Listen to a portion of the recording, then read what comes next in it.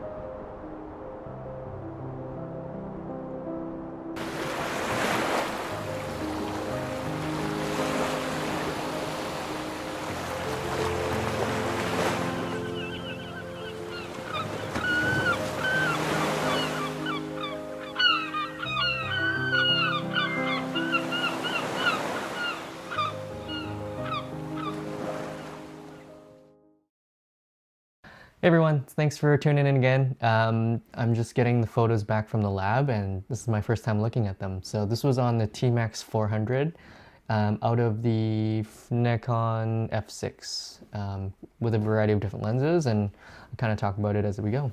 There's also a roll here from a really long time ago. I don't even remember when I shot this roll of film. So I just got the lab to do like a really low resolution scan. You know, if there's something interesting, I can get them to scan it better, but, you know, I just didn't want to pay more in case there was absolutely nothing on the roll, so let's check it out. So this is, what, Capilano, I think? Nice, nice, nice. Okay, so this looks like... I have no idea where this is from. I have no idea when these were. It was at least probably 2-3 years ago that this roll of Tmax is from. Oh, I remember now. This was our trip to Sooke. Yeah, a while back. So I don't know if you saw my last episode, but this was from White Cliff Park. I had just switched the films, and I kind of wanted to show me loading the film anyway. And this was some of the divers there on the 500mm PF, and then going to hot pot afterwards. Nice. This is our cat. Of course, I take a lot of cat photos because, you know, you have to if you're taking photos at home. Oh, this one I just wanted to test the low light. So right in here I just have like my desk lamp on, and it's like maybe 1/8 of a second or so. I just wanted to see how it would turn out. This is one of my favorite cameras, the Leica Q. Yeah, so this is our room. I wanted to just kind of show how, you know, lived in. We had our Airbnb. So this was shot on the 14 to 24 mil, the f2.8 lens. Just I wanted to show off how wide and how big this place was. And there was a really cool kind of like top balcony kind of thing. So I just climbed up here, and Joe's using the Instax camera. Cool. I haven't shot black and white in a while, so it's kind of nice to get back into it. There's nothing like shooting real black and white. It can be a little bit more tricky with developing because C41 is, you know, you can bring it to any drugstore and they can do it for you in a couple hours, but, you know, black and white, they have to know what they're doing, and the chemicals and everything is a lot more sensitive, and so you got to find a place that'll know what they're doing. So this one took a little bit longer. I dropped off my C41, my Portra 800 yesterday, and got that back in a couple hours. And this I dropped off before that, and this took over a day. So definitely more patience is involved with this. Cool, yeah, the fireplace was so lovely. We had a decent amount of wood to burn, and it's kept us warm. And I really like this, I think it was a photograph on the wall here. And then for these, I just set the F6 on timer mode at 10 seconds. Just focused on Joe, and I ran into the frame. And of course, Salt Spring Island is known for their coffee, so we had to make a trip to Salt Spring Coffee. Yeah, nice. I really like the logo on the wall here. And I just love the latitude you get out of how bright it was outside and then how dark it was inside. You can see so much more than digital you could. Like, this is awesome. This is why you shoot film. Yeah, this is a cool pier we went out to for one of the drone shots. The opening shot where you see the Salt Spring Island name come up, this is where I flew the drone from. And then so Joe was getting a bit car sick, so she took over the reins. Again, this is on the 14 and 24, pretty much at 14, I think. Cool. You can see so much motion over here. I think it's around F8 for these. And then we had to go back to our place because we actually forgot something, so just wanted to burn the rest of the roll of film on kind of capturing what was around the property of the place we were staying at. Cool, yeah, there's just a random bathtub out back with a bunch of weeds growing out of it. Thought it was cool. So this one I shot at f8, and then this one was at 2.8, just seeing what I could do to blur out the background. And I think I like the 2.8 better because over here you can kind of see these branches kind of more separated from the background, which I think is nice. What do you guys think? Which do you prefer? So this is a nice like summer house, but it's February here in Vancouver and it's quite cold. So there's a sauna out back that we didn't get to use and an outdoor shower that we didn't get to use, but hopefully we can come back here in the future and check it out again. And clearly somebody's made a campfire here because there's signs that tell you you can't do that. And it's a pretty old looking sign, so Thought it looked really cool with the sun kind of coming through the background here. Oops.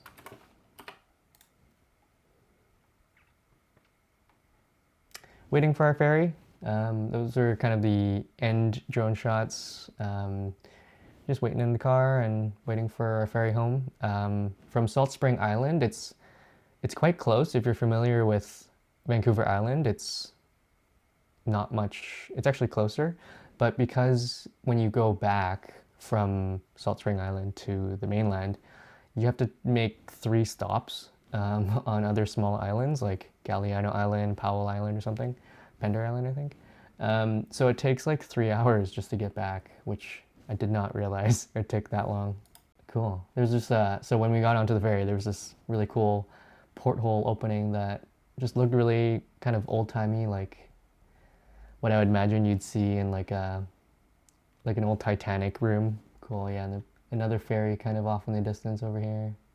So as I mentioned, I couldn't wait. I was a little impatient. I got the Portra 800 photos back yesterday from the same trip, leaving the ferry, arriving at Salt Spring Island. And I met this guy here, his name's Reith, another photographer, and we kind of just got to talking and we got to hang out on the deck of the ferry. And yeah, it was really nice to meet you if you ever check out this video. So we were doing a lot of filming, obviously, like I made this video. And this is the camera that's shooting me right now. This is the Fujifilm X-T4, and I was using some more vintage lenses. Here there's a 50mm f1.2 Nikon lens with a speed booster behind. So it effectively gives me a 50mm focal length, or field of view, with like a 0.95 like light gathering ability. And there's just like one lamp on in this room right now, and it was just, you could gather so much light. I did bring my Aperture 300D for some video work as well, but just to shoot low light, kind of natural light stuff, this was such a sweet combo. Yeah, and so this roll was from my F3. This is actually the F3P, which is kind of a little bit of a unique camera. It's the press model, kind of like what Leica does with their reporter cameras these days, but this was essentially made for professionals. You couldn't buy it if you were just a civilian, essentially. Just some slight modifications to the F3P that the F3 just differs from the F3 a bit. And I brought a couple vintage lenses with me. Here there's a, this is a Leica 80mm Similex 1.4, which is a beautiful lens, and stuff like this. I just love how dreamy it looks in the background. For portraiture, it's just so nice. Like the drop off for the wheel here is just crazy, and then the background's just so blurred out on this lens. And then just getting further back, you can really do some nice isolation. I love the bokeh out of this lens. It really has a lot of Walter Mandler's look to it. He's the designer of these lenses, and I'm a bit of a Mandler fan.